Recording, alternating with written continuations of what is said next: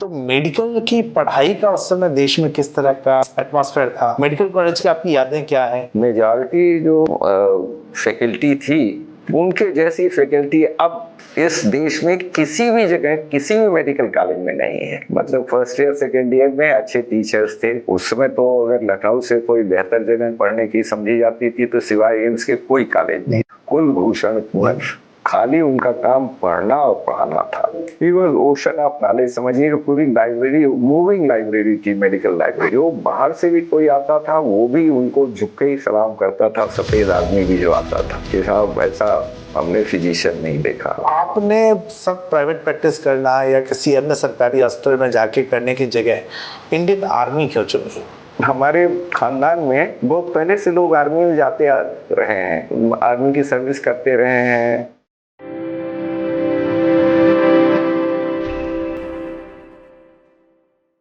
हम लोग fair observer Hindi में डॉक्टर आईपी सिंह जी के साथ बात कर रहे हैं, एक युग की पूरी चर्चा कर रहे हैं। ये वो कुछ ऐतिहासिक तथ्य हैं जिसके बारे में ये पीढ़ी सुनती आई है, जानती आई है। तो एक ऐसे व्यक्ति से सुनना जो आर्मी में रहे, जिन्होंने कि उस समय को देखा, ये जानने के लिए बहुत ही शानदार ये चर्चा आपके साथ सर मेरी हो रही है। लेकिन इसी में अब थोड़ा सा हम नेहरू जी से वापस आपके ऊपर आते हैं। एजुकेशन की बात हो रही थी और ये एक दौर था मेडिकल कॉलेज में, आपने एमबीबीएस किया, बाद में एमएस किया। तो मेडिकल की पढ़ाई का उस समय देश में किस तरह का एटमॉस्फेयर था? कॉलेजेस थे, मेडिकल कॉलेज की आपकी यादें क्या हैं? हम तो यहाँ पे मेडिकल कॉलेज में बड़े सारे अलग अलग किस्से सुनते हैं। जयपुर का जो मेडिकल कॉलेज है उसके अंदर एक बारात निकलती है और वो लड़कियों के हॉस्टल तक जाती है।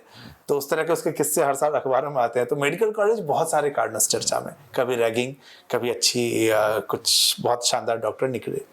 तो छात्र जीवन की कुछ यादें, कुछ ऐसे अध्यापकों की यादें आपकी? उस समय तो बहुत ज्यादा मेडिकल कॉलेज थे नहीं जी। कम मेडिकल कॉलेज थे। उसी टाइम थोड़े बढ़ने शुरू हुए थे मेडिकल कॉलेज जब मैं मेडिकल कॉलेज में घुसा। तो उस समय जो है नॉर्थ इंडिया में तो सबसे फेमस कॉलेज तो वही था जिसमें मैं गया, मेडिकल कॉलेज लखनऊ।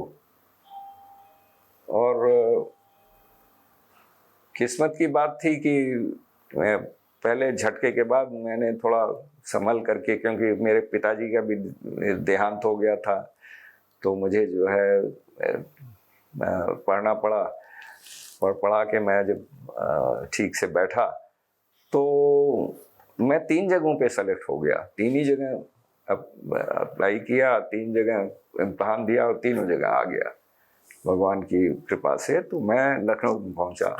उस समय सबसे अच्छा कॉलेज था और कहीं जाने कोई सवाल नहीं था। उस समय तो अगर लखनऊ से कोई बेहतर जगह पढ़ने की समझी जाती थी तो सिवाय एम्स के कोई कॉलेज नहीं था इस समय। मतलब पूरे नॉर्थ इंडिया में आप चले जाएं, बंगाल से शुरू करें और पंजाब तक ख़त्म कर लें, कोई कॉलेज उसके बराबर नहीं था। क्योंकि वहाँ पे टीचर्स जो थे वो मेरे ख्याल में स्वर्णिम काल था, लेट 50s एंड 60s का, KGMC का। सबसे मतलब बढ़िया लोग, जिनको कहिए कि स्वभाव से भी और एजुकेशन स्टैंडर्ड से भी, मॉरल इंटीग्रिटी आप ले लीजिए, इन सब चीज़ों को देखते हुए आप देखिए तो मेजॉरिटी जो फैकल्टी थी उनके जैसी फैकल्टी अब इस देश में किसी भी जगह किसी भी मेडिकल कॉलेज में नहीं है। कोई एक दो ऐसे लोग जिनकी मेमोरी बहुत स्ट्रांग हो? बहुत स्ट्रांग मेमोरी है कुछ लोगों की तो। जी। सबसे पहली मेमोरी मैं आपको सुनाऊं, सबसे मजेदार। मतलब फर्स्ट ईयर सेकेंड ईयर में अच्छे टीचर्स थे, ठीक था, उनकी रिस्पेक्ट थी, सब था। एक दो तो गजब के आर्टिस्ट थे जो कि ड्राइंग रूम पे दोनों हाथ से जो है वो एनाटॉमी के डायग्राम बनाते थे और हम लोग देखते रह जाते थे विस्फारित आंखों से कि यार इतना सिमेट्रिकल, इतना बढ़िया। ये नहीं कि कभी डस्टर लगाया हो, यूं खींचा, यूं पूरी, मतलब आदमी को अगर इस लेवल पे आप काटते हैं तो कौन कौन सा ऑर्गन वहां रहेगा और उसकी शेप क्या रहेगी, वो एक झटके में आदमी ड्रा कर दे रहा है। यार गजब है। तो जब मैं थर्ड ईयर में पहुंचा तो एक कोई फंक्शन ऑर्गेनाइज हुआ इम्पोर्टेंट, तो उसमें पता चला कि साहब गवर्नर भी आए, चीफ मिनिस्टर भी आए, वाइस चांसलर भी आए, प्रिंसिपल भी थे, गवर्नमेंट ऑफ इंडिया के जो उस समय के जो हेल्थ सेक्रेटरी थे वो भी थे, तो और चीफ सेक्रेटरी उस समय आईसीएस होता था, वो हेल्थ सेक्रेटरी भी आईसीएस था। ये सब लोग डायस पे बैठे हुए हैं और उसके बाद जो है वो जितने हेड्स ऑफ द डिपार्टमेंट हैं वो सब बैठे हुए हैं और हम लोग भी बैठ गए हैं और वो फंक्शन शुरू नहीं हो रहा है। लड़के बैठे हुए, हम लोग तो पीछे बैठे हुए थे, थर्ड ईयर के थे तो बिल्कुल पीछे। तो फिर हम लोगों ने देखा कि साहब एक आदमी अपना यूं यूं करके आराम से बिल्कुल ही, जिसको बोलिए कि हिंदी में बिंदास वर्ड की कोई मतलब नहीं उनको जैसे किसी से, और चले आ रहे हैं। और वो फिर घुसे, जिसको हम लोग एबी बोलते थे, एडमिनिस्ट्रेटिव ब्लॉक। पता चला जब वो घुसे तो हम लोगों ने देखा कि सारे लोग जो डायस पे बैठे हुए हैं, गवर्नर, चीफ मिनिस्टर, ये वो सब जो है, वाइस चांसलर, सब खड़े हो गए। उन्होंने कहा ये कौन है भैया, ये कहीं ऊपर जाके कहाँ बैठेंगे, कौन है रहे हैं? तो देखा कि जो सामने जो इधर लाइन फेसिंग पोडियम है डायस, उस पे आके वो बैठ जाते हैं। जब वो बैठ जाते हैं तो सब लोग बैठते हैं। हम लोगों ने कहा भैया ये कौन है, खुसफुस करके हम लोग पूछ रहे हैं, किसी को पता ही नहीं। तो किसी ने, सीनियर लड़के ने डांटा एक तरह से, चुप, शोर मत मचाओ, बात मत करो, कुंवर साहब हैं। मैंने कहा कुंवर साहब, अभी डांट पड़ी, सब सन्नाटे, फंक्शन खत्म हो गया, चले गए।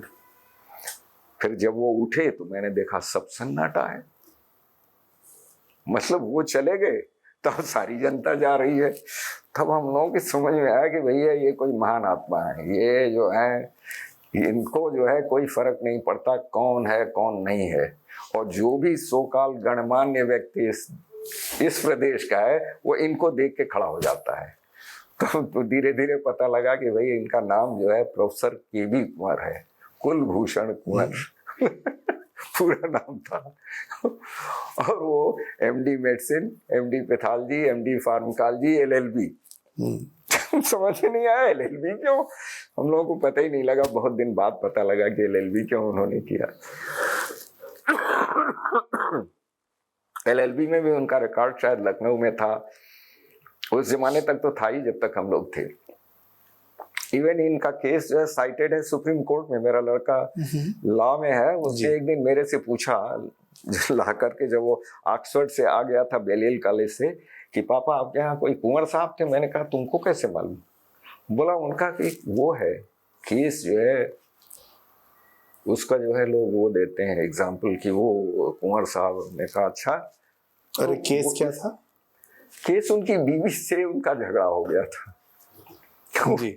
वो पता नहीं फिर क्या क्या हुआ उसमें। तो वो फिर बिल्कुल ही अलग दुनिया से रहते थे, उनसे किसी से कोई मतलब नहीं था। He was a true saint, खाली उनका काम पढ़ना और पढ़ाना था। और अंडर ग्रेजुएट तो हम लोग मतलब उनके लिए बहुत मामूली वो थे, हम लोग पीछे ही हो जाते थे, क्योंकि जब उनके क्लासेस होते थे चाहे क्लिनिक होते थे तो पोस्ट ग्रेजुएट सब जो हैं आगे आ जाएंगे, घेर लेंगे और वो उनको सुनते रहेंगे, और सारे बाकी अंडर ग्रेजुएट तो सब पीछे हो जाएंगे। और उनकी क्लास कभी 3 घंटे 4 घंटे से कम में खत्म नहीं होगी। जिन लोगों की क्लास उनके बाद होनी है वो चुपचाप आएंगे, देखेंगे कुंवर साहब की क्लास चल रही है, वो चले जाएंगे, वो कभी और किसी दिन पढ़ा लेंगे, कोई उनको डिस्टर्ब नहीं करेगा। और वो second man of the department थे, मतलब उसके हमारे रहते रहते वो हेड ऑफ द डिपार्टमेंट बने, क्योंकि प्रोफेसर जो हेड ऑफ द डिपार्टमेंट थे एस मिश्रा, बहुत नामी गिरामी आदमी वो भी थे। वो जब रिटायर हुए तब इन्होंने टेक ओवर कर लिया। बट बहुत अनफॉर्चुनेट रहा कि वो हमारे कॉलेज में रहते रहते ही, जब मैं पोस्ट ग्रेजुएट सर्जरी में हुआ तभी उनको स्ट्रोक हो गया, वो बेचारे बिस्तर पे लेट गए, एफेजिया हो गया, बात नहीं कर पाते थे, दाहिने हाथ और पैर उनका जो है काम नहीं करता था, बात नहीं बोल नहीं पा रहे थे, तो वेरी सैड। और he was ocean of knowledge, समझिए कि पूरी लाइब्रेरी, मूविंग लाइब्रेरी थी, मेडिकल लाइब्रेरी। कोई भी सब्जेक्ट कुछ भी उठा लीजिए, वो शुरू हो जाएंगे आदि से अंत तक। मतलब जो बाहर से भी कोई आता था वो भी उनको झुक के ही सलाम करता था, सफेद आदमी भी जो आता था, कि साहब ऐसा हमने फिजिशियन नहीं देखा। और बहुत ही एक तरह समझे सीधे आदमी थे, बट बहुत ही स्ट्रांग आदमी थे। जो उन्होंने अगर कह दिया कि ये होना चाहिए, या ये डिपार्टमेंट में जब वो हेड ऑफ द डिपार्टमेंट थे कि ये हो जाना चाहिए, तो वो हो जाना चाहिए। अगर नहीं हुआ तो फिर गड़बड़ है, फिर माफ ऑफ नहीं। और बात उत नहीं करते थे, सीधे। मतलब एक दफे एक आदमी ने रजिस्टर गायब कर दिया था बदमाशी से, ताकि कुछ लोगों को हेल्प हो जाए, कुछ लोग वो तंग कर सके। तो उन्होंने पूछा कि भाई रजिस्टर कहाँ है, जिसमें कि सारे लोगों का जो है वो रहता है कि कौन आ रहा है, कौन जा रहा है, कब आ रहा है, कब गया, क्या हुआ क्या नहीं, सिग्नेचर वगैरह। तो रजिस्टर गायब है डिपार्टमेंट का। तो उन्होंने एक ही चीज उस क्लार्क को बोली, हेड क्लार्क को, कि भाई रजिस्टर कल सवेरे तक हो जाना चाहिए, और नहीं तो अपना रेजिग्नेशन जो है हमारी टेबल पे रख के चले जाना। रजिस्टर आ गया। तो उनको इसके बाद उसको न बुलाना पड़ा न कहना पड़ा। मतलब जो बोलेंगे आखिरी शब्द हैं वो ये नहीं है कि, और वो कोई बेजा चीज कभी बोल ही नहीं सकते। एक नाम पीसी दुबे जी का भी। हाँ, पीसी दुबे जी। एक समझिए कि आर्टिस्ट सर्जन थे। उनके जैसा सर्जन आज तक मैंने जिंदगी में दूसरा नहीं देखा कहीं भी। फौज में तो, सिविल में भी, फौज में भी, he was surgeon among surgeons. आप इसी से सोच लीजिए कि 2-2 लोगों के क्लोज रिलेटिव का ऑपरेशन मैंने खुद असिस्ट करवाया है, दुबे साहब ने ऑपरेट किया है। एक थे प्रोफेसर राजदान, जो कि हेड ऑफ द डिपार्टमेंट थे आगरा मेडिकल कॉलेज के। वो खुद अपनी लड़की को ले आए, उसकी सर्जरी उन्होंने की। दूसरे हुआ करते थे professor head of the department AIIMS के, राव साहब, प्रोफेसर राव। वो अपने रिश्तेदार को लेके गए, बहुत क्लोज रिश्तेदार को, मुझे याद नहीं आ रहा है कौन, वो लेके गए उसको और उससे ऑपरेशन करवाया। तो वो तो ऐसे सर्जन थे कि उनको तो सर्जन ढूंढते थे जो कि नामी गिरामी सर्जन थे इस देश के। उनको कोई चीज हो, किसी अपने क्लोज नियर एंड डियर को कुछ, और वो तो पेशेंट ऐसे ऑपरेट करते थे जैसे कैडवर हो। वो ब्लीड ही नहीं करता था। हम लोग सोचते थे ये क्या हो गया यार। एक स्ट्रोक में पता चला स्किन से फैट और फेशिया तक पहुंच गए साहब। गिन के जो है टक टक टक टक आर्टरी फॉरसेप लगेगी, जहां जहां ब्लीडिंग है पकड़ो। और असिस्टेंट ने अगर नहीं पकड़ा तो उसके नकल पे भी यूं पड़ेगा। लोगों का हाथ कट जाता था, लेकिन कभी कोई कुछ बोला नहीं उनको। वो भी एक मतलब ट्रेनिंग एंड टीचिंग एक्सपीरियंस होता था हम लोगों का कि यार दुबे साहब का मतलब का रिट्रैक्टर पकड़ना एक बड़े वो चीज होती थी, बहुत बड़ी चीज मानी जाती थी। अगर आप उनको असिस्ट कर रहे हैं, उनसे कुछ सीख रहे हैं, तो वो कोई भी अगर कोई चीज, सिलाई जैसे है, गैस्ट्रो जेजुनास्टी उस समय काफी होती थी कि मतलब स्टमक को जो है जेजुनम से इंटेस्टाइन का पार्ट जो है उससे जो है जोड़ करके उसमें, तो जैसे लगता था कि मशीन ने सिल दिया उसको।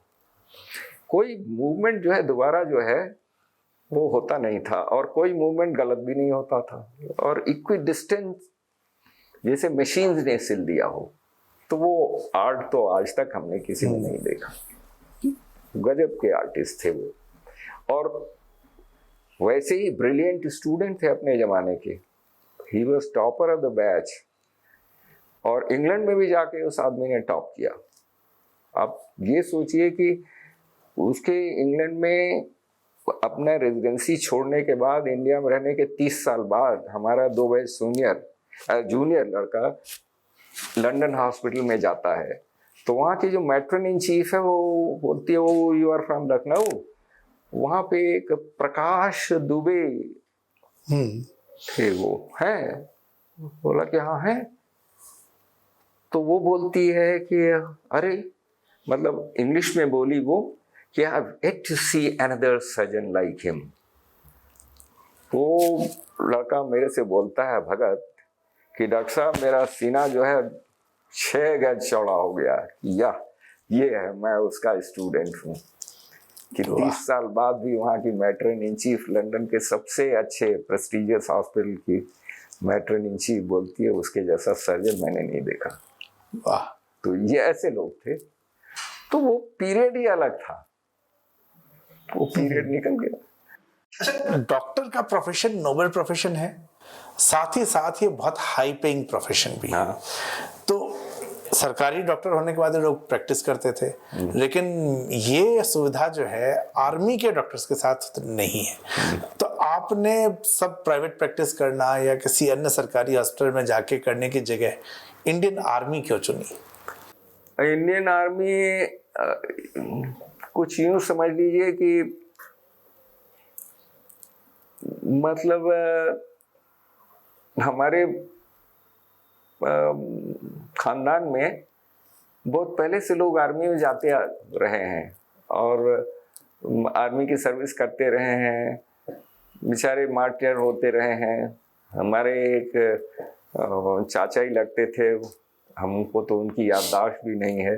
सेकेंड वर्ल्ड वॉर में बर्मा में जो है वो लड़ते हुए उनको इंजरी हुई, किसी तरह से वो घर तक जिंदा पहुंचे बस, और जब जिस दिन आए उसके अगले दिन मर भी गए, इंजर्ड हो गए थे। तो किसी तरह से उनको उन्होंने शायद हेल्प किया हो उस जमाने में कि अभी अब घर जाओ, फिर देखते हैं क्या होता है, ठीक अगर हुए तो ठीक है।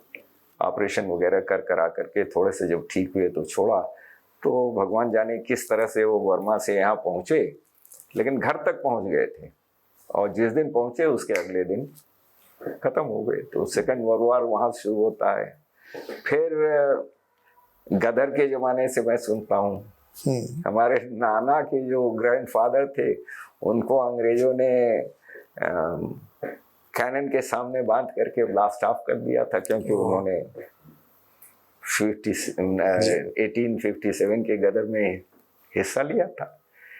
काफी वो थी। फिर हमारे घर वालों से भी कुछ झगड़ा हुआ था इसी पीरियड में, मतलब 30s में, या जब भी कुछ ये इंडिपेंडेंस का जो वो चल रहा था, तो उसमें जो है आधी तो हमारी जमीन जो है वो खत्म हो गई थी। 50% लैंड गॉट सोल्ड ऑफ। सुनते ये थे कि हमारी मदर बताती थी कि उस समय वो यंग बहुत थी, बालिका वधू टाइप। तो पता चला कि घर में खाली औरतें थी, आदमी सब भागे हुए थे, कोई था ही नहीं।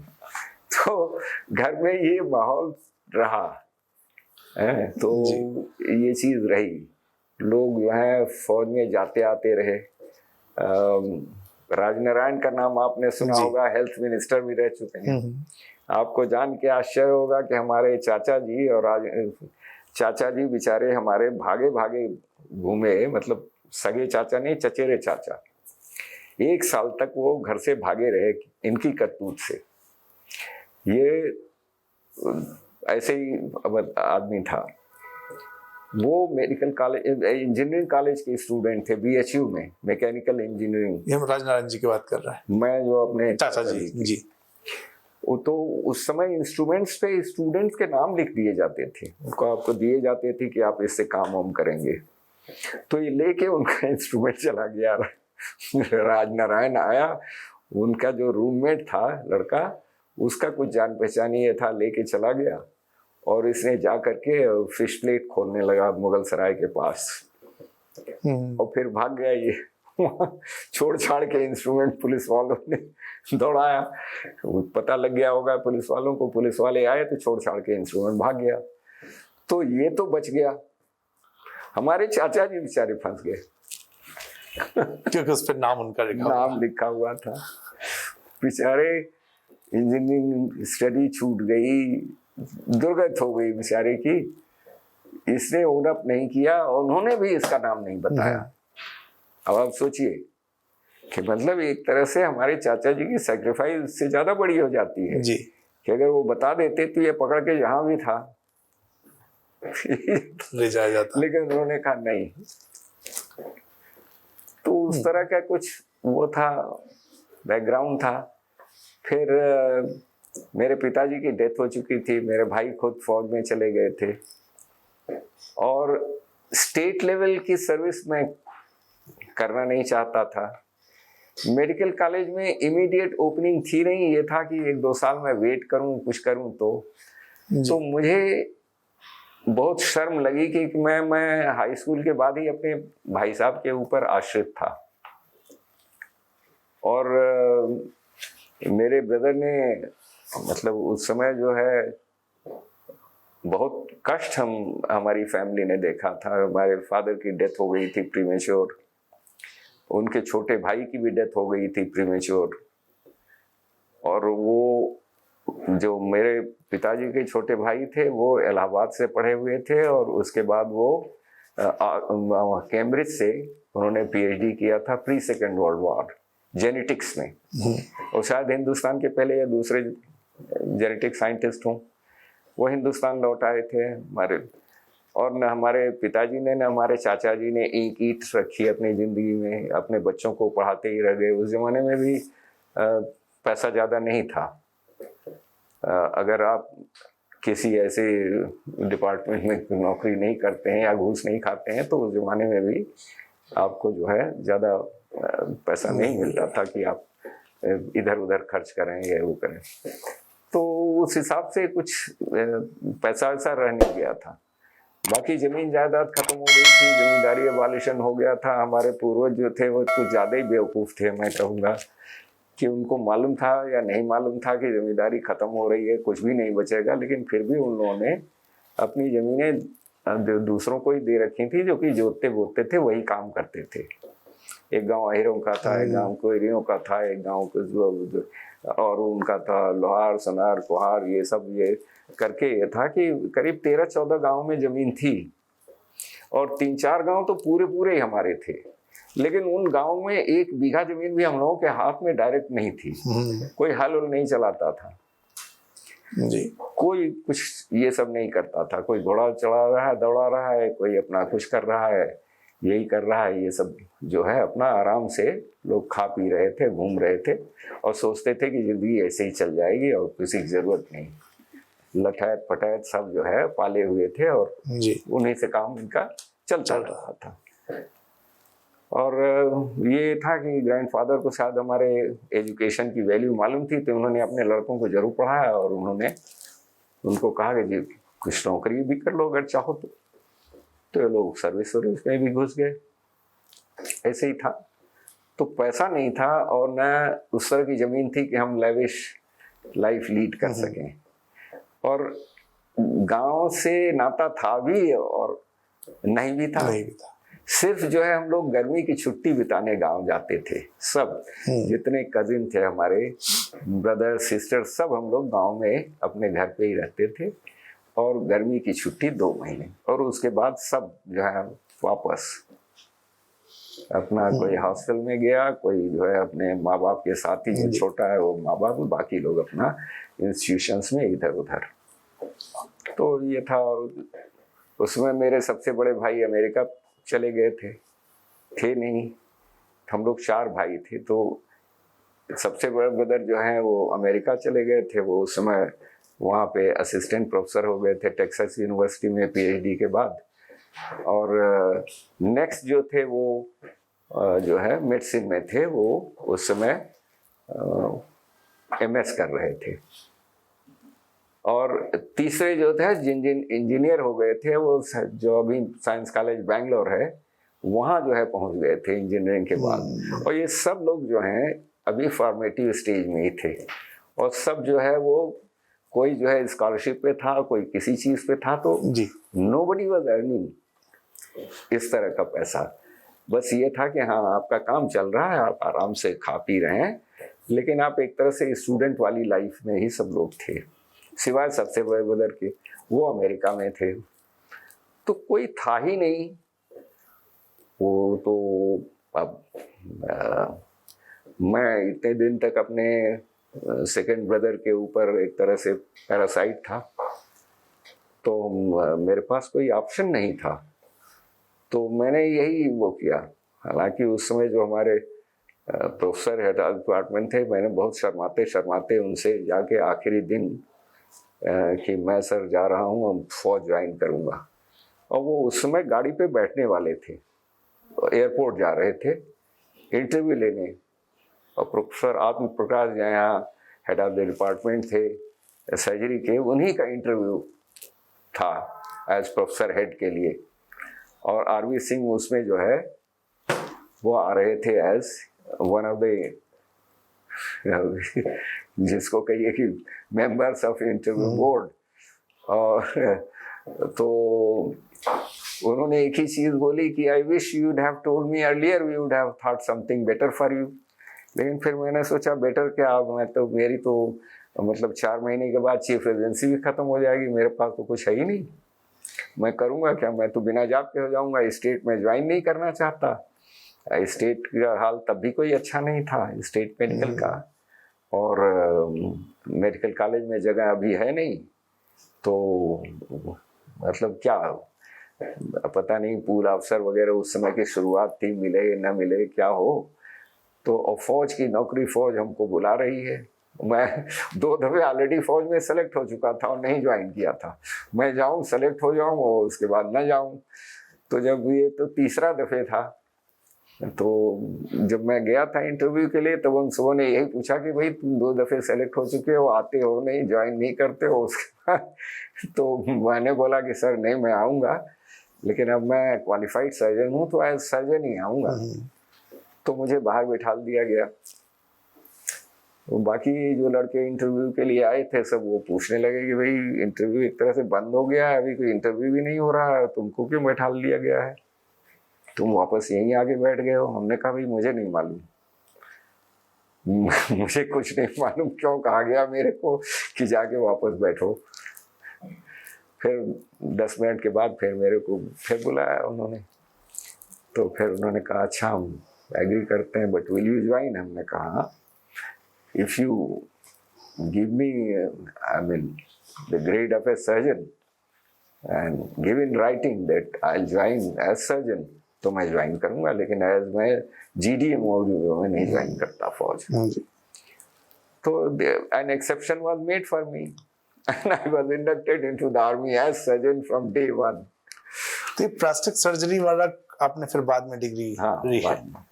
तो ये कब हुआ? ये सर्विस के दौरान ही? सर्विस के दौरान ही। फिर मैंने स्टडी लीव अप्लाई की, वो जो है उन्होंने दे दी। पहले बोले कि तुमको बाहर भेज देंगे, ये वो हमारे बॉस थे, बहुत ही मतलब बहुत बढ़िया आदमी थे, BP Samant, very well known person. And वो जो है अपने कलकत्ता मेडिकल कॉलेज के अपने बैच के टॉपर थे, बहुत अच्छे सर्जन थे, बड़ा हॉवरिंग पर्सनैलिटी। तो वो समहाउ उधर उन्होंने मेरे को पसंद कर लिया। मैं गया तो उन्होंने कहा तुम यहीं रहो, तुम कहीं नहीं जाओगे। अनफॉर्चुनेटली फिर उनकी बेचारे की डेथ हो गई। तो मैंने कहा चलो मैं प्लास्टिक सर्जरी मुझे मिल ही रहा है, चले जाते हैं, क्योंकि एज जनरल सर्जन मैं बहुत दौड़ता रहता था।